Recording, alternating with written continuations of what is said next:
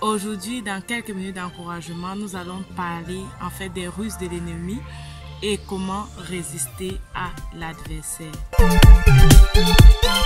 Salut, bienvenue à quelques minutes d'encouragement. Je bénis Dieu pour ta vie et je suis contente que tu regardes cette vidéo aujourd'hui. Si c'est ta première fois de regarder à cette vidéo ou d'être sur ma chaîne, allez, n'oublie pas, abonne-toi, cela me ferait plaisir. Aujourd'hui, dans quelques minutes d'encouragement, nous allons parler en fait des ruses de l'ennemi et comment résister à l'adversaire. Nous les chrétiens, nous sommes exposés aux tentations de l'adversaire. Et cette tentation, généralement, vise à détruire nos familles, à nous séparer, même des gens que nous aimons. Le diable vient s'aimer la haine dans nos relations, avec le seul but vraiment de nous distraire et de nous éloigner de Dieu. Le diable vient nous amener à faire des choses que nous savons pertinemment que ces choses ne glorifient pas Dieu, que ce soit le mensonge, que ce soit la haine, que ce soit la pornographie. Le diable nous attire effectivement vers des choses qu'il sait que cela ne glorifie pas Dieu, dans le seul but de nous éloigner de Dieu. Et nous les chrétiens, nous sommes plus exposés encore que ceux qui ne connaissent pas Dieu. Et c'est clair, ceux qui ne connaissent pas Dieu en fait appartiennent à l'adversaire et ils vivent déjà comme lui, le diable, il veut.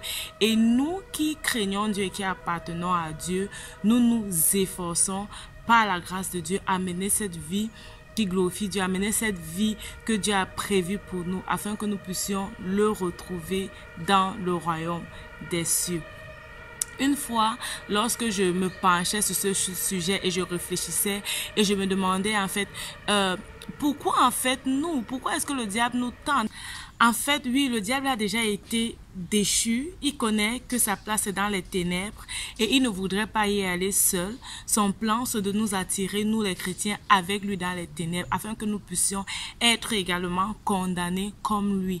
Gloire à Jésus-Christ qui est mort pour nous à la croix et qui nous donne la force de pouvoir résister au diable. La Bible nous dit de résister au diable et il fuira loin de nous. Résiste au diable et il fuira de toi. Nous pouvons résister au diable physiquement, moralement et spirituellement.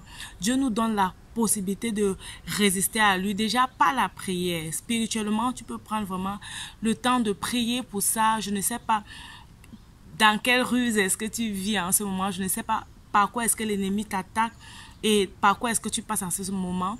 Mais je veux te rappeler que tu peux prier pour cela. Tu peux dire à Dieu, Seigneur, je voudrais que tu m'aides à sortir de cette difficulté. L'une des ruses de l'ennemi que moi, personnellement, j'ai vécu, c'est lorsque j'étais étudiante et que j'avais pris ma chambre seule. J'étais dans ma chambre, j'avais ma télé et j'avais ma liberté. Il n'y avait personne qui me regardait. Il n'y avait personne qui contrôlait ce que je faisais. Oui, il n'y a que Dieu qui voyait ce que je faisais. Et j'ai commencé à travailler. J'avais mon job d'étudiant qui se passait dans la nuit, donc je travaillais tard et je revenais à la maison parfois très tard. Et lorsque je revenais du boulot, j'étais fatiguée, je n'avais pas toujours directement sommeil. Et je me suis amusée à commencer à visionner à cette heure-là. À cette heure-là, qu'est-ce qu'on montre à la télé? Rien d'instructif, rien que de la pornographie. Et j'ai commencé à regarder ces émissions. Au début, c'était par curiosité. Je me disais, ok, je regarde un peu qu'est-ce que les gens font comme ça et tout. Et je disais, oh, qu'est-ce que les gens font comme ça et tout. Mais ce que j'avais oublié, c'est que ça s'était enregistré en moi et je prenais déjà l'habitude de regarder. Chaque soir, lorsque je rentrais, je regardais et je bénis Dieu parce que un jour à l'église, j'étais vraiment un peu comme, ok, je ne veux plus regarder, mais je me retrouvais toujours en train de regarder. Je ne sais pas si tu connais ce genre de situation où tu ne veux plus faire quelque chose, mais c'est déjà, d'une certaine façon, entré en toi où tu te retrouves toujours en train de faire. Et j'ai prié également pour cela parce que j'ai dit, Seigneur, je ne veux plus faire ça, mais bon, je ne veux plus regarder. Mais je me retrouvais en train de regarder. Et une fois à l'église, je bénis Dieu pour l'église où j'étais. Et dans cette église, Dieu a révélé à un ancien de l'église, en fait, qu'il y avait des gens dans l'église qui étaient confrontés à la pornographie. Et il s'est levé, il a donné ses paroles de connaissance et il a prié. Et il a dit, si tu es dans cette situation, prie cette prière avec moi.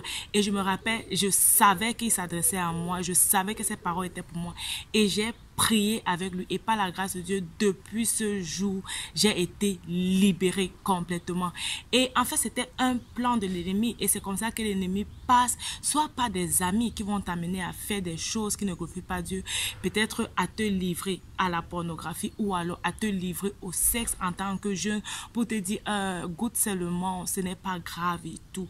Et là, tu t'éloignes de Dieu. Il utilise plusieurs ruses ou même pas des amis qui vont t'amener à aller voler parce qu'il veut te détourner de Dieu et il va utiliser cette ruse pour te détourner de lui. Donc, tu dois résister au diable par la prière. Spirituellement, tu dois prier, tu dois demander à Dieu de te libérer. Et je proclame dans ta vie maintenant que si tu es confronté à un problème et tu as besoin de libération, je proclame au nom de Jésus-Christ que tu es libéré. Je proclame au nom de Jésus-Christ que l'Esprit de Dieu te visite en ce moment et que tu reçoives la libération complète au nom de Jésus-Christ.